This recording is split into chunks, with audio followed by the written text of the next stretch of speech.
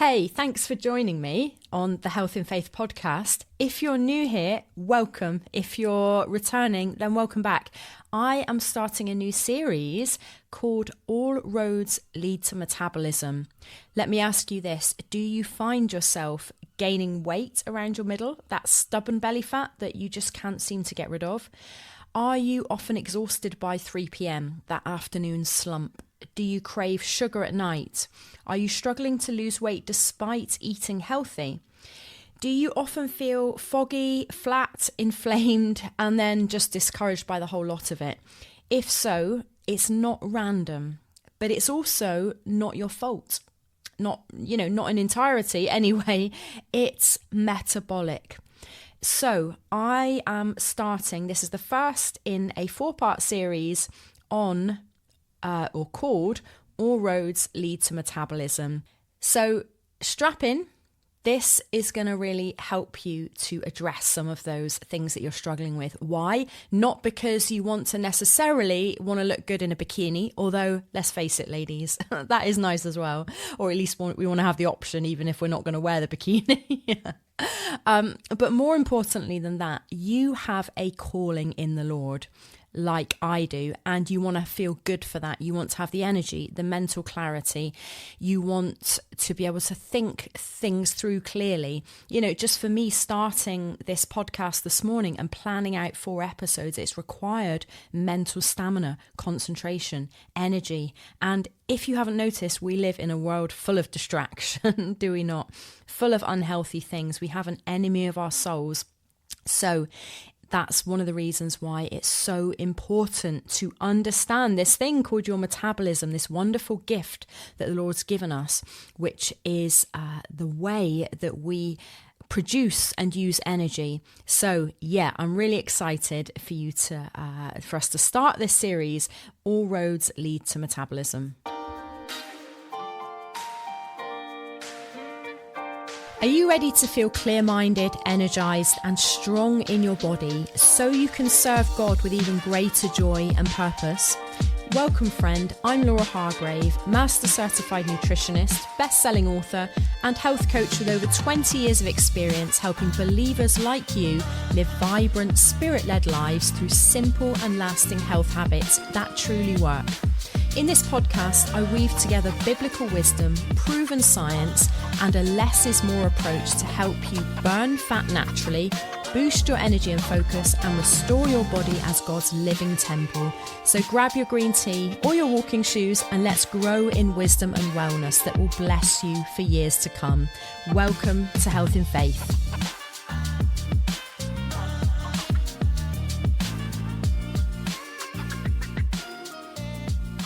So before we dive in here, I want to just say something right up front. If you are tired of feeling tired, if you're struggling with stubborn belly fat, and if you're wondering what's happening to your body, maybe you're entering menopause, maybe you're post-menopause, maybe you're just aging, maybe you're young and you're thinking, my body is just not, I feel at odds with my body. I'm struggling. Why isn't my body working as it used to? Why am I in this battle?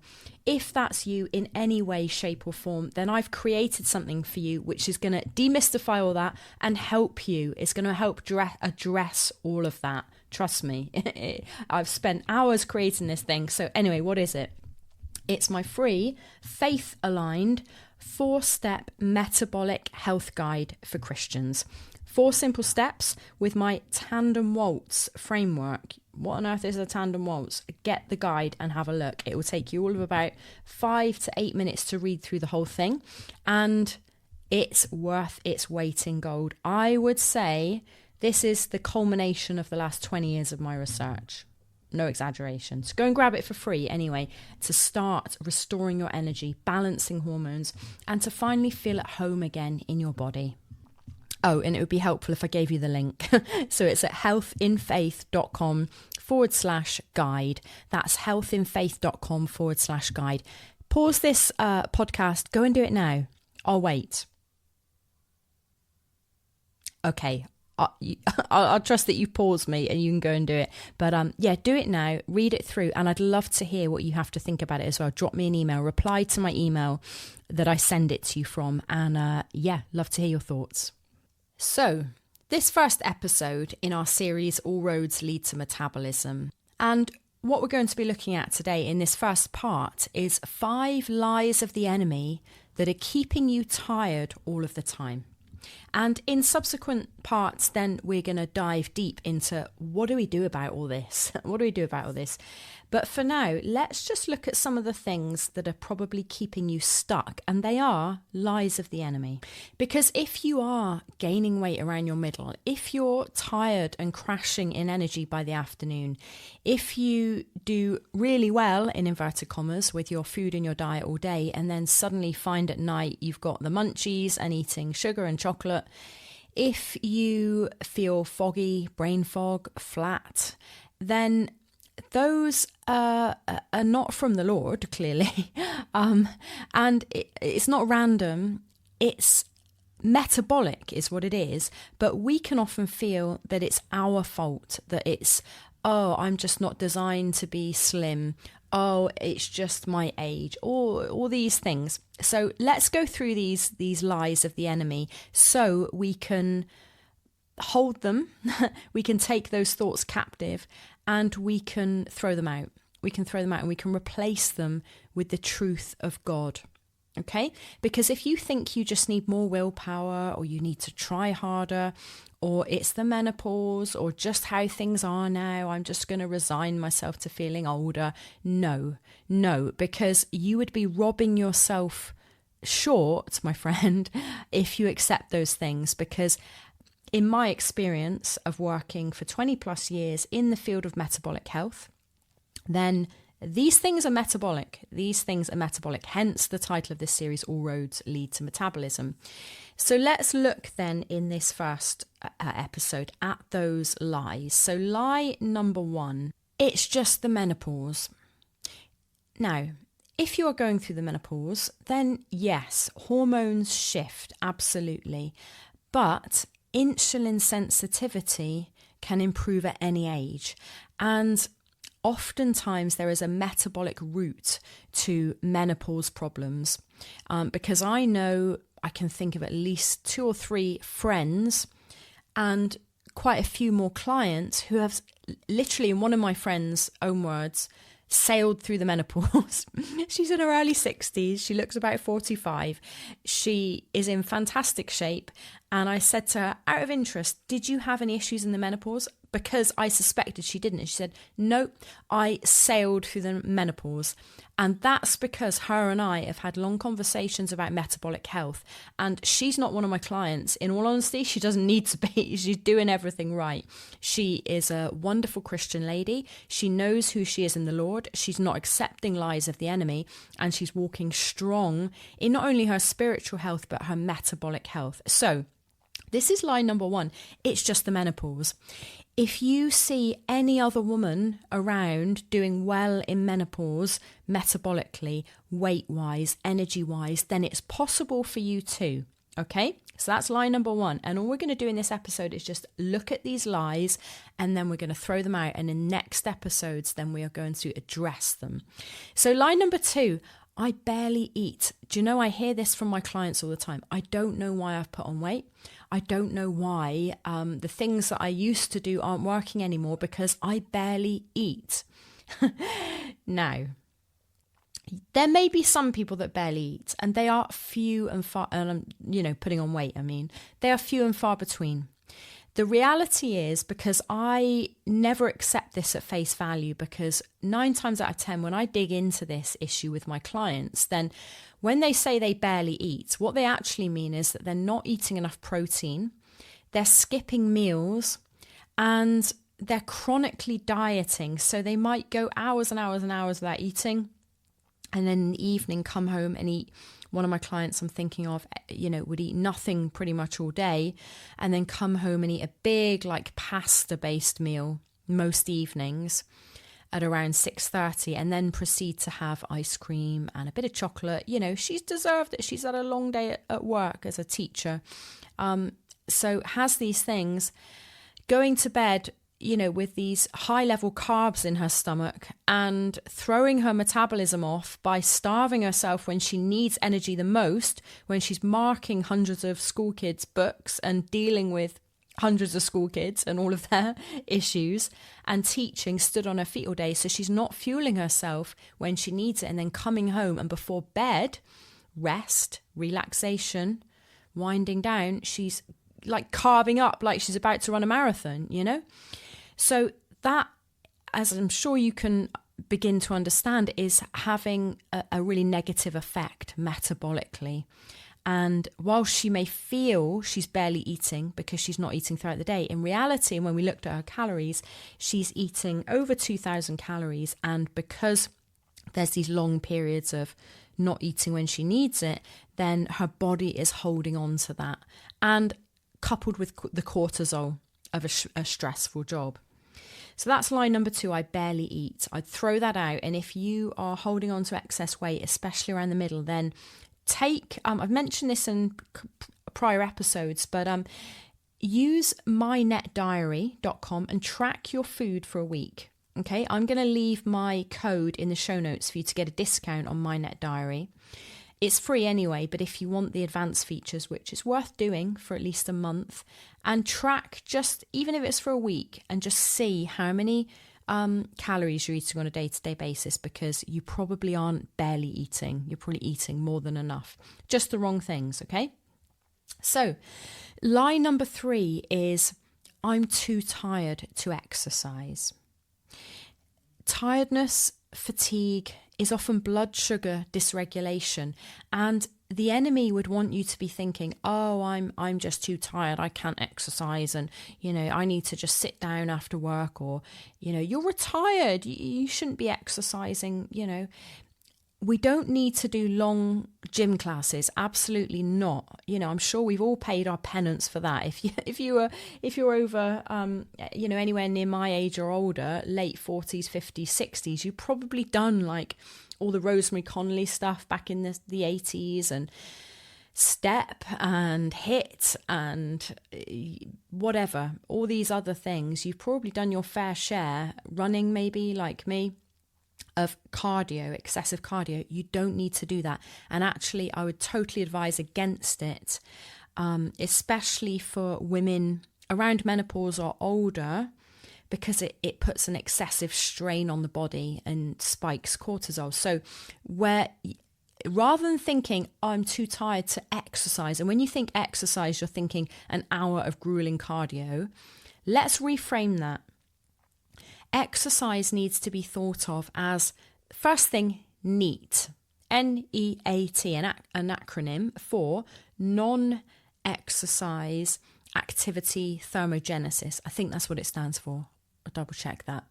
But in essence, that just means burning calories and getting your heart rate up and boosting your metabolic rate through everyday activities like ironing, cleaning, washing. So you can use cleaning your home as your exercise session. You don't need to be out joining a gym, paying money, and then also trying to clean your home. Double up. So do the vacuuming. And these are things to be done in bite-sized pockets, like exercise snacks. So do 10 minutes, 15 minutes, 20 minutes of vacuuming. That is a wonderful exercise. 20 minutes of gardening, 20 squats. Little pockets of exercise is what we're looking for. And then there's no excuse. You can't be too tired. And if you are tired, this gives you energy. So again, we're not looking to muster up a whole load of energy to go and do a massive energetic thing. If you're tired, get your body moving. That's often the antidote. And I'm talking 10, 15 minutes. Go for a walk. Put your trainers on. Put your jacket on. Even if it's raining, wear a raincoat. Get out. 20 minutes, fresh air. Done. Okay? So line number 5 is as to why you're struggling with belly fat, brain fog, tiredness, can't lose weight, is I've tried everything. I hear this a lot from my clients. I've tried everything and nothing works. Nothing works. Nothing. I'm like, really? Nothing? You tried everything? Okay. How about trying the things that work? And I don't mean that in a derogatory way, but yeah, it always, it surprises me how many people think that they've done everything. And when I say, well, and this was me, right, in a different realm, but let me just give you this slight side story. When I was a New Ager, then I thought I was like, as most New Agers, super spiritual. Oh yeah, I'm a real spiritual person. And I'd read, and I actually had in my home at the time, all these so-called spiritual texts. I had the Bhagavad Gita. I had a copy of the Quran. A Muslim, I went to a business event in London, and a Muslim gave me this beautiful white leather-bound, gold-gilded Quran. Like, looks beautiful. Must have cost about 50 quid or more. I had that. I had, wait for it, a satanic Bible. I bought it from a charity shop. I was like, oh, that's a spiritual book. That was above my bed where I slept for years, a satanic Bible. I had the Tao Te Ching, the Great Way, the way that if you think you know the way, you don't know the way. I had A Course in Miracles, which it talks about another Jesus, another spirit, masquerading as Jesus. I had at one point the Book of Mormon. I had, what was his name? Not Ron Howard, L. Ron Hubbard's book. I was hounded by the, Scientologists for years. You got to give them their due. They followed up with me. I went, and I'm going off on one, but just hear me out and then we'll get back to topic. I walked into a Scientology shop in my early 20s and did this like stress test, gave them my address and name and address, and they wrote me handwritten letters until my early 40s, like 20 years. You've got to give it to them. If you're in sales, marketing, or in a religion, then we can learn a lot from the tenacity of the Scientologists. Anyway, what I'm saying is, when I thought I was super spiritual, I thought I was trying everything. And one day someone pointed out to me, I don't even know if they were a Christian. I can't remember who it was, but it's always stayed with me. They said, they must have been a Christian. I'm gathering they were. They said, Laura, you think you're super spiritual. Have you ever read the Bible? And I was like, well, no. I'd read bits of it. I went to church as a child. I believe I was actually saved as a child, as a young chorister. But I hadn't read the Bible all the way through. I hadn't even read the Gospels all the way through. And they said, well, the Bible is the best-selling book of all time. And I was kind of like, I was initially quite offended. I was like, whatever, I'm spiritual. Thank you very much. I don't need your religious nonsense. The foolishness of it. So the point I'm making, anyway, thanks be to God, about 6 months later, I cried out to him. He saved me. That's a story for another time. My coming back to the Lord. Anyway, testimony. When people say they've tried everything with diet, it's often they've tried everything but the one simple thing that's going to work, and that's metabolism related. So I want to ask you this, and I'm just throwing this out there for your consideration. As I say, in future episodes of this little mini series on All Roads Lead to Metabolism, we'll dive into the answer. But question for you: if you feel you've tried everything and you're still struggling with health, illness, weight, brain fog, have you consistently stabilized your blood sugar for 8 to 12 weeks? And if your response is, I don't even know how to do that, then the answer is no, you haven't. So we're going to be looking at this in future episodes, okay? So we'll leave it there for today on this episode. That's just 5 common obstacles, excuses, but I would say lies from the enemy that are keeping you stuck in low-level health, chronic low-level or high-level disease, holding on to excess fat. It's your metabolism.